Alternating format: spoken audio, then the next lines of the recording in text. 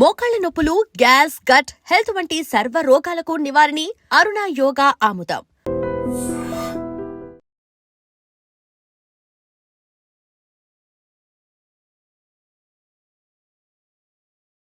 Welcome to I dream.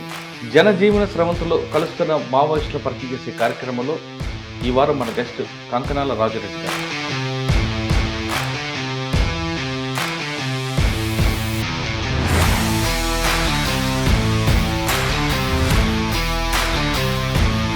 Telangana ప్రభుత్వం మీరు surrender అయ్యి బతకడం వల్ల మీకు ఉపాధి కల్పిస్తాం అనేటువంటి విషయాన్ని ప్రభుత్వం అంతకుముందు నుంచే చెప్తున్నది. దాని నుంచి మేము కూడా ఇప్పుడున్న పరిస్థితి లోపల ఈ సాయుధ పోరాటం అనేటువంటిది పనిచేయడం అనేటువంటిది కష్టం జరగదు ఇప్పుడు. కానీ రాజురెడ్డి గారు అటువై వెళ్ళడం వెనక మధ్యతరగతి కుటుంబం ఆయన వెళ్ళి సమాజాన్ని బాగుపరచడానికి కోణం నుంచి పోవడం జరిగింది. అంటే గ్రామాల్లో ప్రభుత్వం చేసిన కార్యక్రమాల పార్టీకి ప్రజలు దూరం ఏందనుకోవాలా, లేదా పార్టీ పట్ల విధే తగ్గి యువతకు దూరం ఏందనుకోవాలా? అంటే గ్రామాలలో మా పార్టీ రాజకీయాలు ప్రత్యక్షంగా వాళ్ళకి అందించే పరిస్థితి మా దగ్గర లేకుండా నేను ఎక్కువ మందిని కలవలేకపోయాను. అట్లా దాంతో మా రాజకీయాలు యూత్కి కానీ చెప్పడానికి కొంతమంది చెప్పడానికి అవకాశం పరిమితమైనటువంటి సంబంధాలు కల్పించారు. విశ్లేషించుకుంటున్నారు కానీ పరిష్కారం చూపించడంలో వెనకపడింది అనుకోవచ్చా? క్యాడర్ కోల్పోవడం, తర్వాత నాయకత్వం, ముఖ్యమైన నాయకత్వం దెబ్బతిన్నా. కొంతమంది నాయకత్వం ఉంది, కొత్త రిక్రూట్ లేదు. కానీ కర్రగొట్లు అనేది ఇటు తెలంగాణ, ఆంధ్రప్రదేశ్, ఛత్తీస్గఢ్, మహారాష్ట్ర అన్ని ప్రాంతాల మావోయిస్టులకు ఒక షెల్టర్. ఆ ప్రాంతంలో తలదాచుకుంటే ఇక్కడ కూడా దాడులు జరగవనేది రికార్డ్స్ చెప్తున్నాయి. వాస్తవాన్ని ప్రభుత్వాలు కేంద్రీకరించినప్పుడు అది జరుగుతుంది. పైన టెర్రైన్లో ఎవరు ముందు ఉంటే వాళ్ళే ఉంటారు, ఉండగలిగి అక్కడ చేయగలుగుతారు. అట్లాంటి ఇరుకు తోవలు, తర్వాత టెర్రైన్ అట్లా హార్డ్గా ఉంటుంది. అక్కడ వాళ్ళ ముందుంటే మేము పోలేము, మేము ముందుంటే వాళ్ళు రాలేము. అంటే పోలీసు కాల్పులు ప్రారంభమైతే సొరంగాలకు వెళ్ళిపోతారంటే వాస్తవం. అంటే కొన్ని ప్రాంతాలు ఉన్నాయి అక్కడ. కానీ రోజు కర్రగొట్ల మీద సిఆర్పిఎఫ్ వాళ్ళు కాల్పులు జరపడం, డ్రోన్లు తిరిగేవి కదా, మీరు ఎలా తప్పించుకున్నారు? ఏదో ఒక బ్యాచ్ అయితే మా కోసం మేము తప్పకుండా లేదు, దాడి కోసం ప్రయత్నించి దాడులు చేసి అట్లా నష్టపోయినాం. కానీ ఏ రోజు కూడా లక్ష్యం దూరం అవుతున్నాడు మాత్రం బాధపడలేదు. దెబ్బ తింటున్నది, ఆ లక్ష్యం నెరవేరే విధంగా.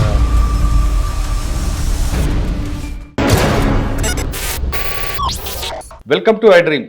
జనజీవన స్రవంతిలో కలుస్తున్న మావోయిస్టుల పరిచయం చేసే కార్యక్రమంలో ఈ వారం మన గెస్ట్ కంకణాల రాజురెడ్డి గారు. కరీంనగర్ జిల్లా పెద్దపల్లి చెందిన రాజురెడ్డి గారు 1997లో పీపుల్స్ వార్లకు వెళ్ళారు. తర్వాత కొన్ని జిల్లాలకి ఆయన కొరియర్గా పనిచేశారు. ప్రస్తుతం తెలంగాణ కమిటీగా ఉన్న ఆయన ఇటీవల డీజీపీ శివధర్ గారి ముందు లొంగిపోయారు. అసలు రాజురెడ్డి గారు 97లో పీపుల్స్ వారు వెళ్ళడానికి కారణం ఏంటి, ఇప్పుడు రావడానికి కారణం ఏంటి, విషయాల్ని అన్నని తెలుసుకుందాం. అన్న నమస్తే. కంకణాల రాజురెడ్డి గారు దాదాపు 1997, 98 తర్వాత 2003 వరకు ఎక్కడైనా కరీంనగర్, వరంగల్ జిల్లాలో ఏదైనా సంఘటన జరిగితే కొరియర్ ఎవరు అనేది ముందు వచ్చేది. ఈ మ్యాటర్ ఏపీటీ ఎక్కడ ఉండేది, కొరియర్ ఎవరు, ఏ కొరియర్ ద్వారా మెసేజ్ బయటకు వెళ్ళింది, ఏ కొరియర్ ద్వారా బయటకు వచ్చింది, ఏపీటీ మిస్ అయితే ఎలాగా చేసేవారని. అప్పుడు రాజారెడ్డి అని పేరు ఎక్కువ వినబడేది అప్పట్లో పోలీసుల్లో. అంటే కొరియర్ వ్యవస్థని పటిష్టం చేయడంలో, దాన్ని ఒక బలోపేతం చేయడంలో మీరు నెంబర్ 1 అనేది ఇప్పుడు పోలీసులు గుర్తించారు. పార్టీ పెద్దలు కూడా కొంతమంది చాలామంది చెప్పేవారు. అసలు మీరు 1997లో ఎందుకు వెళ్ళాల్సి వచ్చింది, వెళ్ళిన తర్వాత మీరు చేసిన కార్యక్రమం ఏముంది, ప్రజల కోసం ఏ లక్ష్యంతో వెళ్ళారో లక్ష్యం నెరవేరిందా లేదా, ప్రస్తుతం బయటికి రావడానికి ఆపరేషన్ కగారా, లేదు అనారోగ్య సమస్యలతోనా, లేదు కేంద్ర కమిటీతో ఉన్న విభేదాలతో ఎందుకు వచ్చారు? ఈ ప్రశ్నకు సమాధానం చెప్పే ముందు ఒక్కసారి మనం 97కి వెళ్దాం.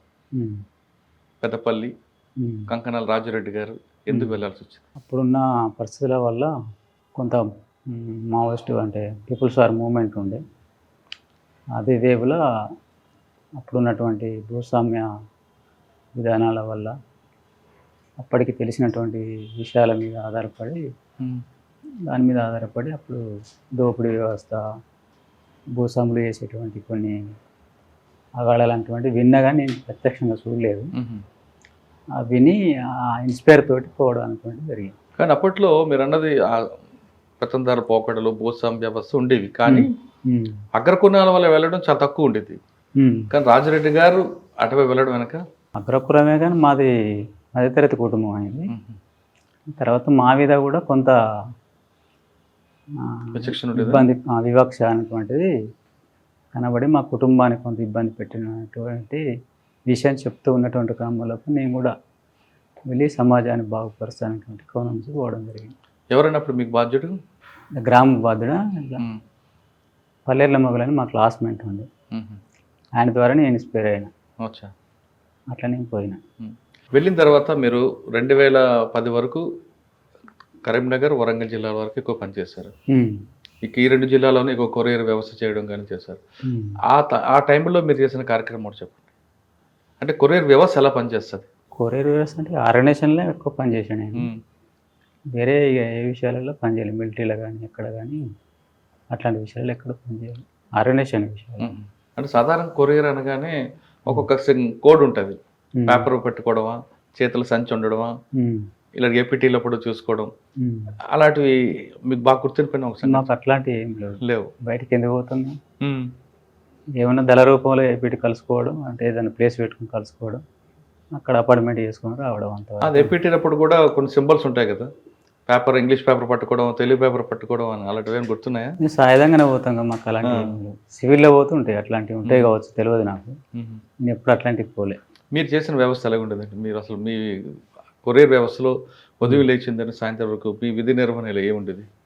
ఏముండే, పొద్దుగా లేచిందంటే కాలకృత్యాలు చేసుకోవడం, ఎక్సర్సైజ్ చేసుకోవడం, తర్వాత టిఫిన్ చేసుకోవడం, తర్వాత కార్యక్రమాలు చేసుకోవడానికి అంటే ఉంటాను.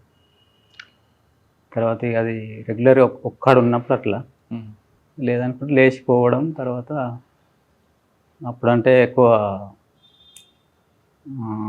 పొద్దున లేచిన నడిచి నీళ్ళు ఉన్న కాడ పోయి నీళ్ళు వేసుకొని అన్నం వండుకొని తినడం, అంటే దానికి టిఫిన్ చేసుకోవడం, గ్రామాల్లో పోయి అన్నం చేసుకున్నాక తినడం అటువంటి.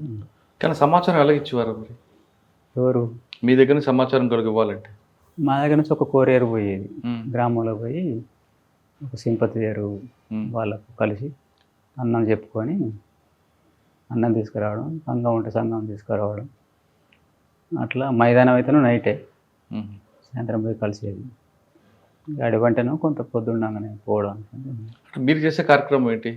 ఇక అరణ్య సంఘాలతో మీటింగ్ చేయడం, గ్రామంలో సమస్యలు ఏమున్నాయి, ఎట్లా పరిష్కరించుకోవాలి, దానికోసం ఎట్లా పోరాడాలి అటువంటి విషయాన్ని చెప్పడం, అట్లా చేయాలి. అంటే అప్పట్లో ఆర్గనైజేషన్ చాలా బలంగా ఉండేది. ప్రజలు కూడా అన్నలు ఎప్పుడు వస్తారని వేచి చూసేవారు వాళ్ళ సమస్యలు చెప్పుకోవడానికి.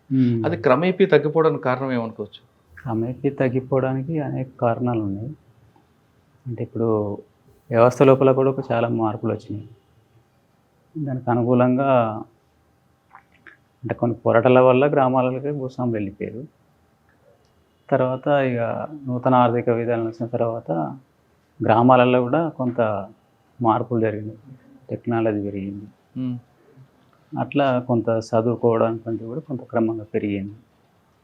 గ్రామాలలో యూత్ కూడా తక్కువే ఉండడం అటువంటి. తర్వాత ఇక సంఘాలకు రాకపోవడం, సంఘాలకు రాకపోవడం అనేటువంటిది కూడా అట్లా జరిగింది. రిక్రూట్మెంట్ కూడా తగ్గింది అట్లనే. అదే రిక్రూట్మెంట్ తగ్గిపోవడానికి ప్రధాన కారణం ఏంటి?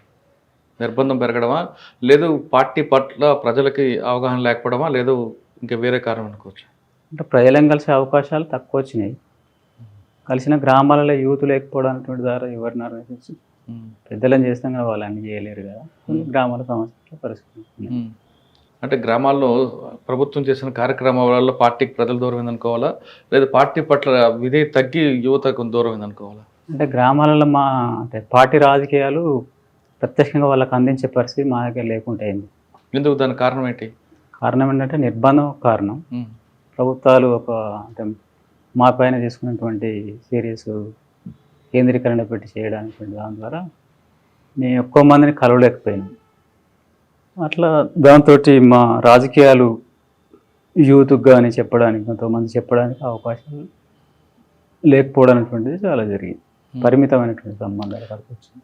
అది ఈ సమస్య ఎప్పుడు, ఏ సంవత్సరంలో గుర్తించారు మీరు? 2003 వరకు గుర్తించారా? అంటే 2004లో మీరు పీపుల్స్ వార్ మావోయిస్ట్ పార్టీగా మారకముందే గుర్తించారు.